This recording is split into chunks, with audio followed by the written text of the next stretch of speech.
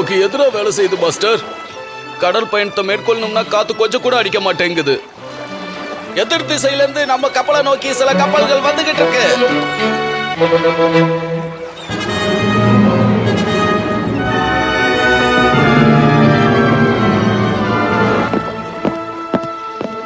அந்த போர்க்கப்பல்ல எத்தனை பேர் இருந்தாலும் பரவாயில்ல, கடைசி மூச்சு இருக்கிற வரைக்கும் அவங்கள நாம எதிர்த்து போராடுவோம். வேணாம் கேப்டன், நான் சொல்றதை கேளுங்க. இது என்னோட பிரச்சனை, நான் பாத்துக்கிறேன். இதை எப்படி சரி செய்யறதுன்னு எனக்கு நல்லா தெரியும். நான் வேண்டி கேட்டுக்கிறதுலாம் ஒரே ஒரு விஷயம் தான். இந்த க்ரூல இருக்க கேப்டன் அசீஸை தண்டிச்சிடாதீங்க. என்னோட இந்த எஸ்கேப் பிளானுக்கும் அவனுக்கும் எந்த சம்பந்தமும் இல்லை. அந்த மன ரீதியில நான் யாரையுமே தண்டிக்க மாட்டேன். எனக்கு இப்ப தேவை நீயும் உன்னோட சர்வெண்ட்டும் மட்டும்தான். இந்த கைதிகளை என்னோட கப்பலுக்கு கொண்டு போங்க. வச்சு செஞ்சு விட்டீங்களே மாஸ்டர். அரண்மனையில எவ்வளவு சொகுசா நம்ம வாழ்ந்துகிட்டு இருந்தோம். இப்போ நம்ம நிலைமைய பாத்தீங்களா?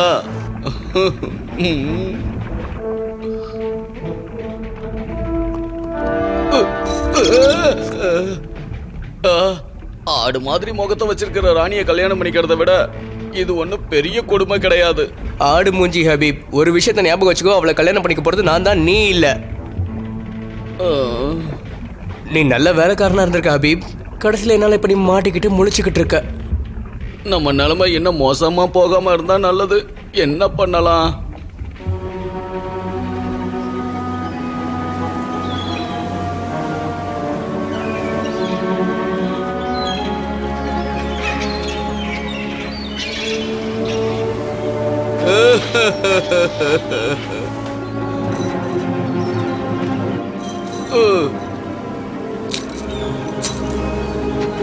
நீங்க என் பொண்ணுக்கு பண்ண துரோகம் என் மனசை ரொம்பவே காயப்படுத்திடுச்சு.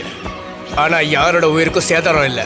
அதனால எங்களோட சட்டப்படி என்னால உன் உயிரை எடுக்க முடியாது. அதுக்கு பதிலா நான் உன்னை இந்த தீவிலையை விட்டுட்டு போறேன். நீ தனியா இங்க இருக்கிறது தான் உனக்கான நான் கொடுக்கிற தண்டனை.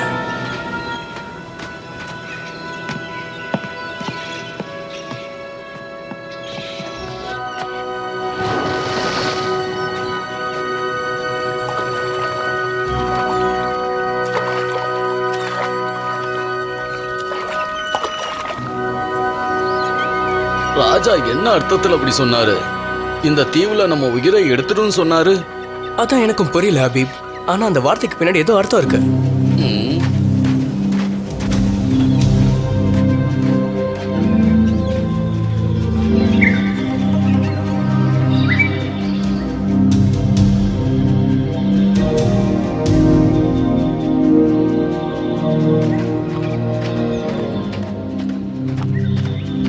தேவையான அளவுக்கு நம்ம கட்டைகளை உருவாக்கிட்டோம்னா நம்ம சிம்பிள் ஆஃப் ஃபயரை உருவாக்கிடலாம். அதை பார்த்து நம்மளை வந்து கப்பல் காப்பாற்ற வாய்ப்பு இருக்கு. கப்பல்ல வரவங்க நம்மளை பிடிச்சி சாப்பிடுறவங்களா இருக்கக்கூடாது. மாஸ்டர், எனக்கு பாருங்களேன் இங்க கொஞ்சம். சும்மா கத்தாத ஹபீப்.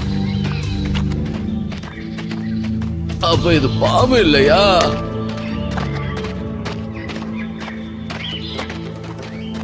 ஆமா, அது என்னது? அது தங்குற இடமா இருக்குமோ? ஒருவேளை மனுஷங்களை சாப்பிடுறவங்க யாரும் அங்க இருப்பாங்களா?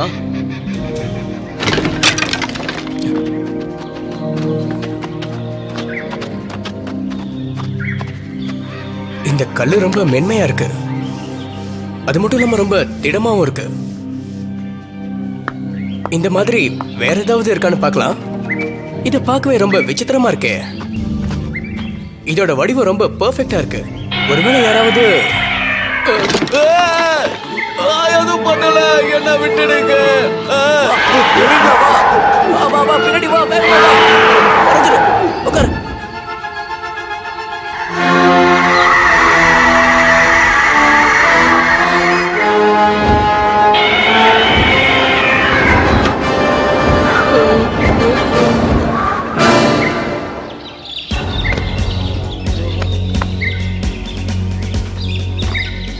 அந்த ராட்சசனோட பேரு ராக்.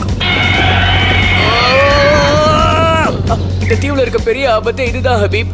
ராத்திரி வர்ற வரைக்கும் நம்ம காத்திருந்து பார்க்கலாம்.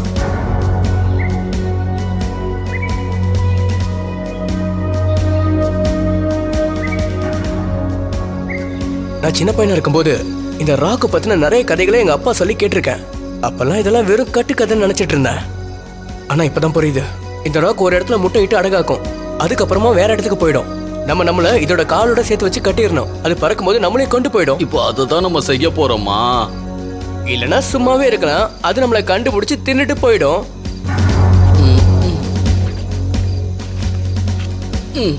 இன்னும் நிறைய பாம்பு இருக்கு ஹபீப். கிண்டல் பண்ணாதீங்க மாஸ்டர், ஏதோ தெரியாம சொல்லிட்டேன்.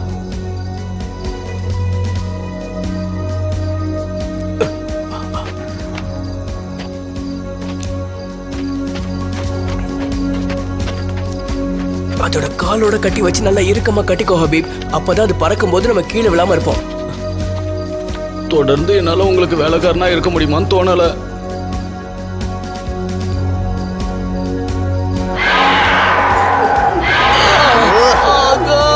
தாங்க முடியல, காது கிழிச்சிடும் போல இருக்கு. ஹபீப், அந்த பறவைக்கு நம்ம சத்தம் கேட்டக்கூடாது. அது என்ன பார்த்தா கூட பரவாயில்ல, ஆனா இந்த சத்தத்தை என்னால காது கொடுத்து கேட்க முடியல. என்ன பண்ண சொல்றீங்க?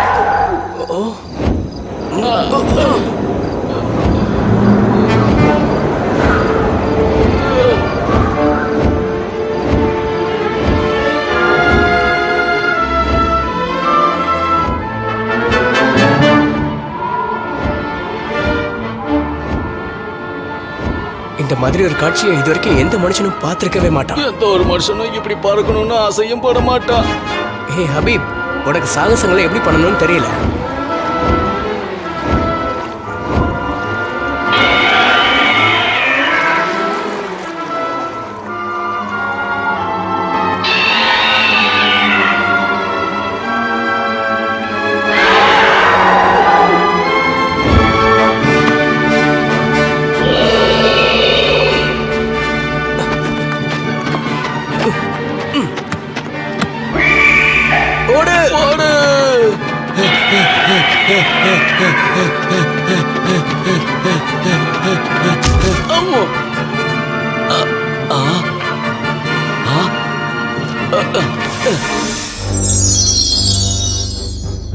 கோப்ராவா? இது என்ன இவ்வளவு பெருசு இருக்கு? அந்த பக்கம் பறவை, இந்த சைடு பாம்பு. நான் என்ன பண்றது? வாசமா இதுக்கு ரெண்டுத்துக்கு நடுவுல நான் மாட்டிக்கிட்டேன் போல இருக்கு. ஆகா!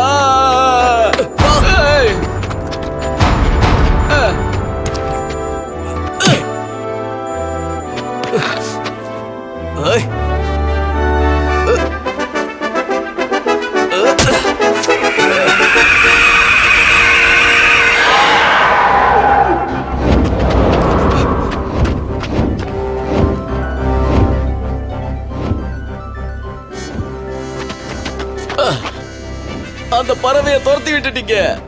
உங்கள மாதிரி ஒரு திறமைசாலி இந்த உலகத்துல யாருமே கிடையாது. அது கண்டிப்பா திரும்ப வர்றதுக்கான வாய்ப்பு இருக்கு. அது திரும்ப வரும்போது நம்ம இங்க இருக்க கூடாது.